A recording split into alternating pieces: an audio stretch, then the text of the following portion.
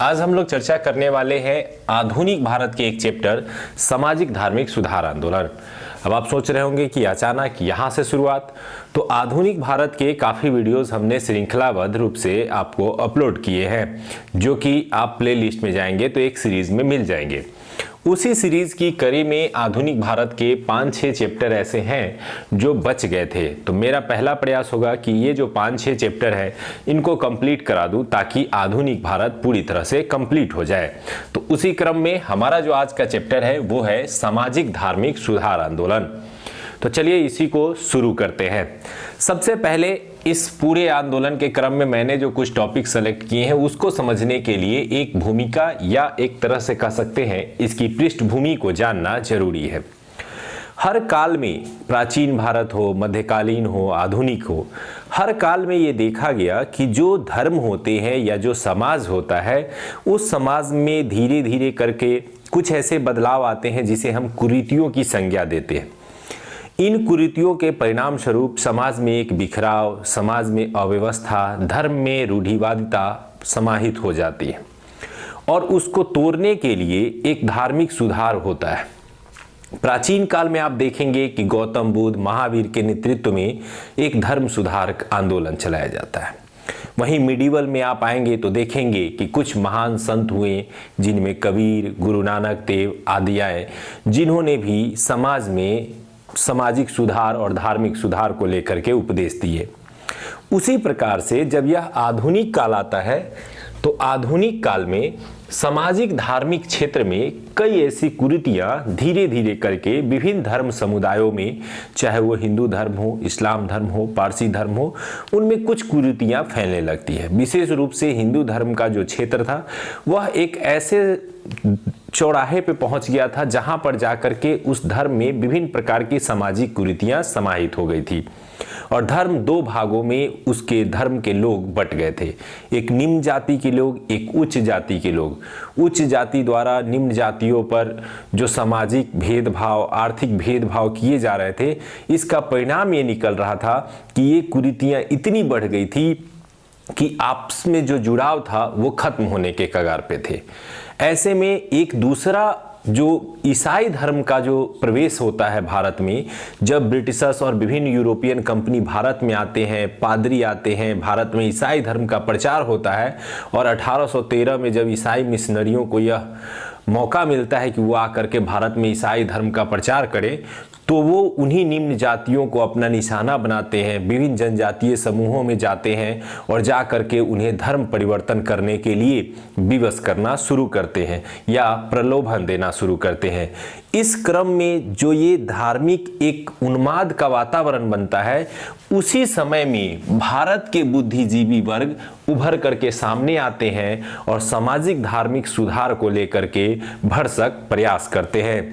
उसी क्रम में जो विभिन्न हमारे सामाजिक धार्मिक सुधार आंदोलन के प्रणेता रहे, जैसे राजा राम मोहन राय, केशव चंद्र सेन, दयानंद सरस्वती, स्वामी विवेकानंद, तो उन प्रमुख व्यक्तित्वों को हम इस चैप्टर के दौरान पढ़ेंगे। तो सामाजिक धार्मिक सुधार में होता क्या है? समाज में जो कुरीतियां थी उनकी जड़ें धर्म से जुड़ी थी और धर्म में जो कुरीतियां थी उनकी जड़ें समाज से जुड़ी थी। ऐसे में दोनों स्तर पर बदलाव की पहल लाई गई, शिक्षा को बढ़ावा देने का प्रयास किया गया और इस प्रयासों के फलस्वरूप जो है यह सुधार आंदोलन सामने उभर करके आया, जिसे सामाजिक जाना जाता है। अब इसी सुधार आंदोलन को हम लोग देखेंगे भारत में। अगर भारत में बात करें इस सुधार आंदोलन को, तो 3 प्रमुख क्षेत्र थे जहां से ये सुधार आंदोलन शुरू हुए: बंबई, कलकत्ता और मद्रास। 3 प्रेसिडेंसी क्षेत्र जो ब्रिटिशर्स के समय भारत में थे, इन्हीं 3 केंद्रों से ये सुधार आंदोलन की लहर पूरे भारत में फैलनी शुरू हुई।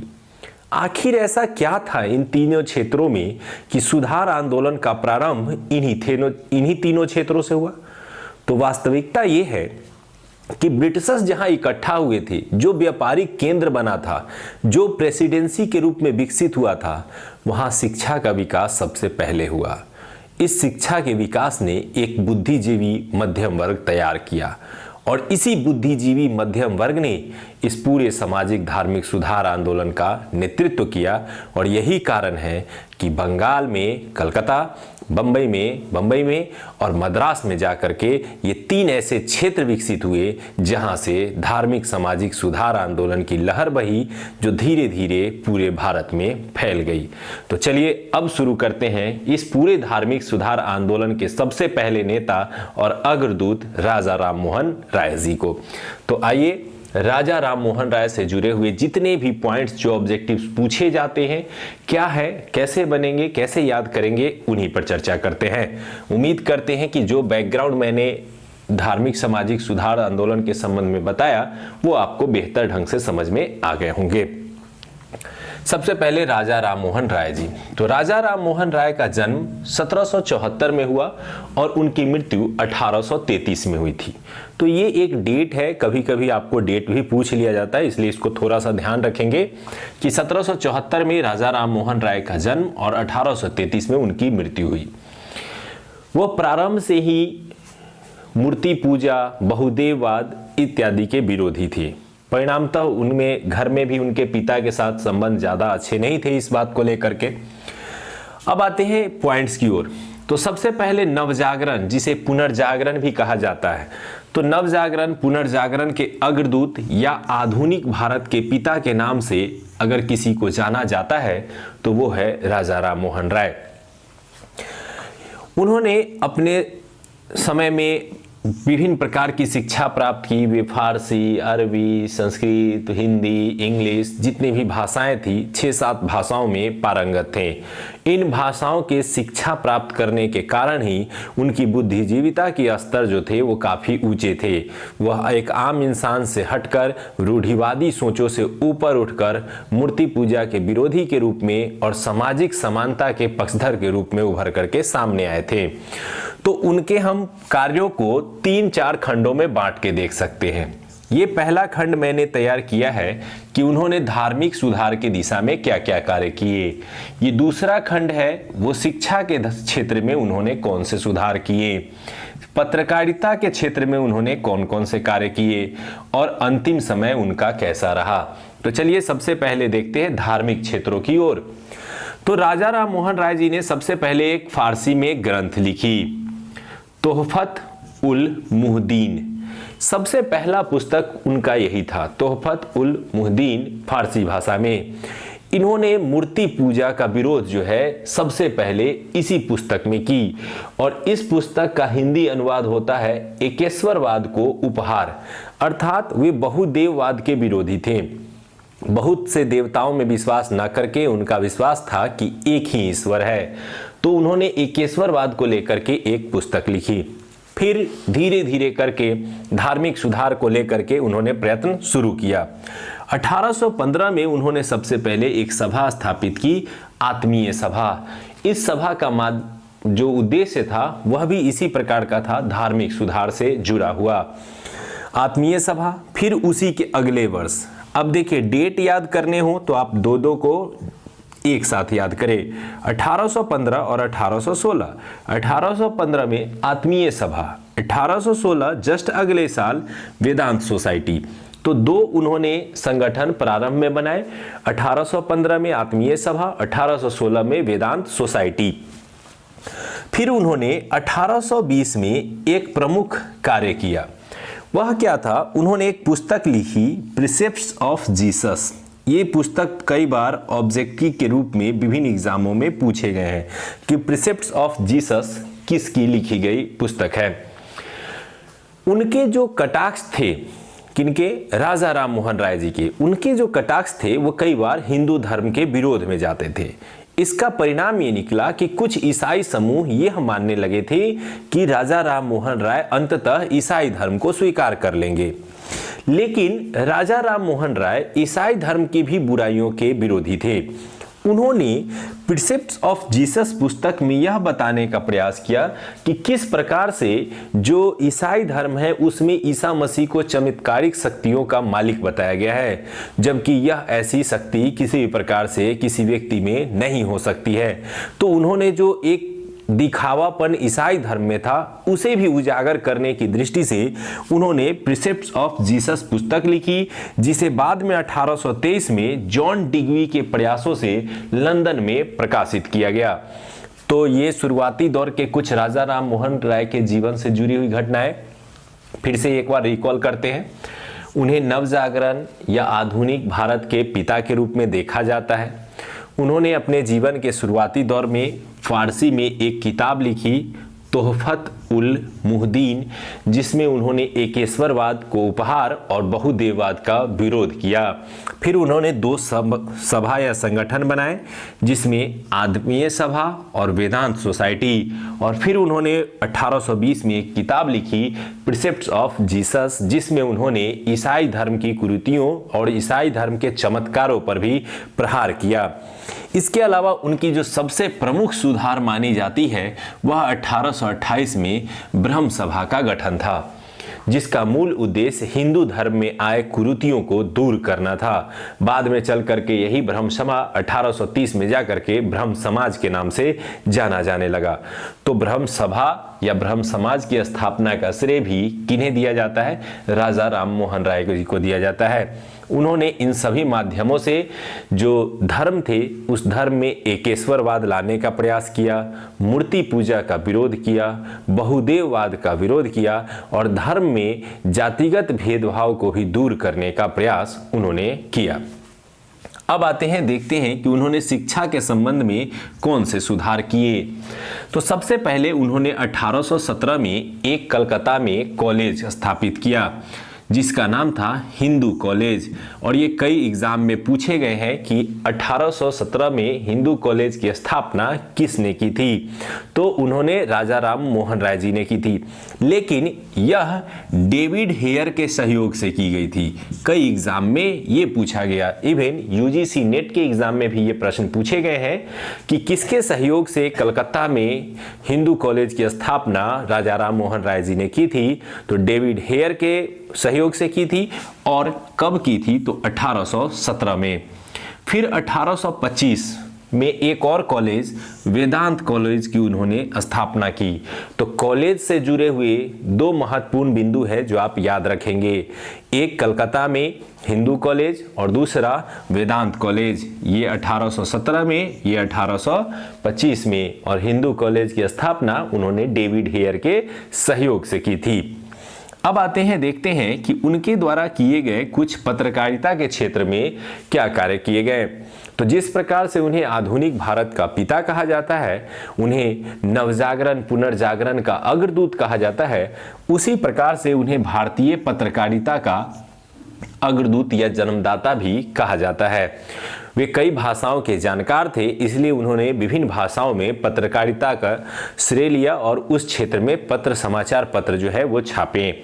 इस दिशा में 3 समाचार पत्र आपको याद रखने हैं जो विभिन्न एग्जाम में पूछे जाते हैं। सबसे पहले 1821, फिर 22 और फिर 22। 1821 में उन्होंने सबसे पहले संवाद कौमुदी बांग्ला भाषा में उन्होंने एक पत्रिका निकाली। कई बार ये प्रश्न दो तरीके से पूछे जाते हैं। पहला पूछा जाता है कि राजा राम मोहन राय द्वारा पहली समाचार पत्रिका कौन थी? संवाद कौमुदी। दूसरे तरीके में पूछा जाएगा कि संवाद कौमुदी पत्रिका राजा राम मोहन राय जी ने किस भाषा में छापी? तो बांग्ला भाषा में। तो संवाद कौमुदी उनकी पहली पत्रिका रही जो 1821 में प्रकाशित हुई और यह बांग्ला भाषा में थी। 1822 में अगले वर्ष उन्होंने मिरात उल अखबार, ये कई बार आपने ऑब्जेक्टिव्स में देखे होंगे, अगर नहीं देखे हैं तो निश्चित रूप से याद कर ले, देखने को मिल जाएगा। मिरात उल अखबार उन्होंने फारसी भाषा में जो है प्रकाशित की। और अंतिम ब्राह्मणिकल मैगजीन उन्होंने इंग्लिश में प्रकाशित की। तो 3 मैगजीन आपको याद रखना है, 1821, 1822, 1822। पहला है जो संवाद कौमुदी जो बांग्ला में था, दूसरा मिरात उल अखबार जो फारसी में था और तीसरा ब्राह्मणिकल मैगजीन जो इंग्लिश में था। तो पत्रकारिता के क्षेत्र में ये राजा राम मोहन राय जी के 3 प्रमुख कार्य। अब आते हैं सामाजिक दृष्टि से, देखते हैं उनके कौन से योगदान रहे। तो सामाजिक दृष्टि से वे जातिवाद के विरोधी थे, समाज में समानता के पक्षधर थे और महिलाओं के उत्थान के काफी पक्षधर थे। उन्हीं के प्रयासों के फलस्वरूप 1829 में लॉर्ड विलियम बेंटिक ने सती प्रथा पर प्रतिबंध लगाया। तो इस दृष्टि से भारतीय होने के नाते ये अगर प्रश्न पूछा जाता है कि किस भारतीय के प्रयासों से सती प्रथा पर प्रतिबंध लगाया जा सका, तो उसका सही उत्तर होगा सती प्रथा पर प्रतिबंध लगाने वाले व्यक्ति राजा राम मोहन राय थे। लेकिन यदि यह पूछा जाता है कि किस गवर्नर जनरल के प्रयासों से यह सफल हो सका, तो उत्तर होता है लॉर्ड विलियम बेंटिक। तो सती प्रथा पर प्रतिबंध लगाना 1829 में यह प्रतिबंध बंगाल के क्षेत्र में लगाया गया था और 1830 में मद्रास और बंबई के क्षेत्र में इसे लगा दिया गया था। तो ये सती प्रथा उनका एक सामाजिक योगदान माना जा सकता है। अब आते हैं जब यह कार्यों के अंतिम चरण में वो पहुंचते हैं तो उनके जीवन में कौन सी घटनाएं होती है। 1830 में उनसे मुगल बादशाह अकबर द्वितीय संपर्क करते हैं, उन्हें राजा की उपाधि देते हैं और अपने एक दूत के रूप में उन्हें ब्रिटेन भेजते हैं और यह संदेश पहुंचाने के लिए बोला जाता है कि आप जल करके ब्रिटिश राजा को यह संदेश दें कि भारतीय राजा की स्थिति काफी खराब है, उनके साथ अच्छा बर्ताव किया जाए। परिणाम स्वरूप 1830 में राजा की उपाधि प्राप्त करने, यहाँ पर कई प्रश्न पूछा गया है कि उन्हें राजा की उपाधि किसने दी थी। तो अकबर द्वितीय ने राजा की उपाधि दी थी किनको, राजा राम मोहन राय जी को 1830 में, और उसके बाद वे गए थे कहाँ, ब्रिटेन जाने के लिए उन्होंने समुद्री मार्ग को पार किया और समुद्री मार्ग को पार करके ब्रिटेन जाने वाले वे प्रथम भारतीय थे।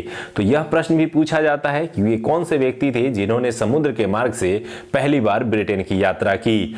तो वो थे राजा राम मोहन राय, क्योंकि इससे पहले यह भी मान्यता थी कि समुद्र को पार करने वाला व्यक्ति अछूत हो जाता है। तो चूंकि वे धार्मिक इस प्रकार के मान्यताओं को तोड़ना चाहते थे, तो जानबूझ करके भी वो समुद्र के मार्ग से वहां गए। वहां जाने के बाद 1833 में ब्रिस्टल एक जगह है जो इंग्लैंड में है, वहां पर उनकी मृत्यु हो गई। तो कई बार ये भी प्रश्न पूछा गया है कि किस भारतीय नेता या किस भारतीय समाज सुधारक की मृत्यु ब्रिटेन में हुई थी। तो ब्रिटेन के ब्रिस्टल में मृत्यु राजा राम मोहन राय जी की हो गई। तो ये पूरा का पूरा जो एक पार्ट था जिसको हमने थोड़े से अलग अलग व्यू में दिखाया। पहले भाग में हमने दिखाया कि कैसे विभिन्न संगठनों के माध्यम से उन्होंने धार्मिक मामलों में जो कुरीतियां थी उस पर प्रहार किया।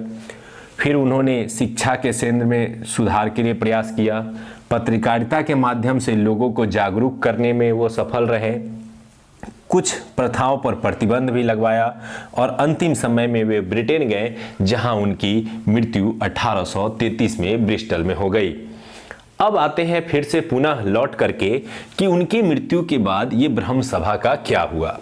तो सबसे पहले ही बात कि जब वे 1830 में ब्रिटेन चले जाते हैं, तो उनके ब्रिटेन जाने के बाद रामचंद्र बीघा बगीश, याद रखिएगा बगीश एक नाम, रामचंद्र बीघा बगीश जी थे, जिनको यह नेतृत्व तब तक सौंपा गया जब तक वो ब्रिटेन है। लेकिन 1833 में जब ब्रिटेन में ही राजा राम मोहन राय जी की मृत्यु हो गई, तो बगीश जी को पद से हटा दिया गया और कार्यभार जो है वो स्वयं द्वारिकानाथ टैगोर जी द्वारा संभाला गया। याद रखेंगे 1830 से 33 तक बगीश जी द्वारा, रामचंद्र बीघा बगीश द्वारा संभाला गया। 1833 में द्वारिकानाथ टैगोर द्वारा संभाला गया और जब द्वारिकानाथ टैगोर की मृत्यु 1843 में हो जाती है, तो उसके बाद देवेंद्र नाथ टैगोर जी द्वारा इस ब्रह्म समाज का कार्यभार संभाला जाता है। तो 3 स्टेप में याद रखेंगे, 1830 से 33 बगीश जी द्वारा, 33 से 43 द्वारिकानाथ जी द्वारा और 43 से लेकर के उसके बाद के समय के लिए देवेंद्र नाथ टैगोर ने संभाला। देवेंद्र नाथ टैगोर जी के संभालने के क्रम में ही केशव चंद्र सेन जी का आगमन होता है और ये भी भारतीय इतिहास के समाज सुधारक की श्रेणी में एक अच्छे व्यक्तित्व के रूप में जाने जाते हैं। ऐसे में केशव चंद्र सेन जी से क्या क्या प्रश्न आ सकते हैं उसको देखते हैं। केशव चंद्र सेन जी जब ब्रह्म समाज से जुड़ते हैं, तो जो देवेंद्र नाथ टैगोर थे उन्होंने इन्हें आचार्य के पद पर बैठा दिया। केशव चंद्र सेन जी काफी उदारवादी थे। उन्होंने विभिन्न धर्मों को जोड़ने का प्रयास किया और इस तरह से जो ब्रह्म समाज था वो पुनः काफी उदार होने लगा। परिणाम स्वरूप देवेंद्रनाथ टैगोर जी ने 1865 में ब्रह्म समाज से केशव चंद्र सेन जी को आचार्य के पद से हटा दिया। हालांकि केशव चंद्र जी के प्रयासों से ब्रह्म समाज का विस्तार बंगाल के बाहर भी हुआ और बंगाल के बाहर के विभिन्न क्षेत्रों में कई ब्रह्म समाज की संस्थाएं और उनके जो विभिन्न क्षेत्र है वो संगठन जो है वो खोले गए। अब 1865 में जब ब्रह्म समाज के पद से उन्हें हटाया गया तो ब्रह्म समाज दो भागों में बट गया। एक पुनः ब्रह्म समाज का ब्रह्म समाज रहा और दूसरा आदि ब्रह्म समाज बना, जो बाद में चल करके भारतीय ब्रह्म समाज के नाम से जाना जाता है। जो आदि ब्रह्म समाज बना उसका नेतृत्व केशव चंद्र सेन जी ने किया। जो आदि ब्रह्म समाज बना, जिसे बाद में भारतीय ब्रह्म समाज भी कहा जाता है, उसका नेतृत्व केशव चंद्र सेन जी ने किया और जो पुराना ब्रह्म समाज रह गया उसका नेतृत्व देवेंद्रनाथ टैगोर जी ने किया। केशव चंद्र सेन जी द्वारा नेतृत्व में लाए गए भारतीय ब्रह्म समाज ज्यादा चर्चित रहे।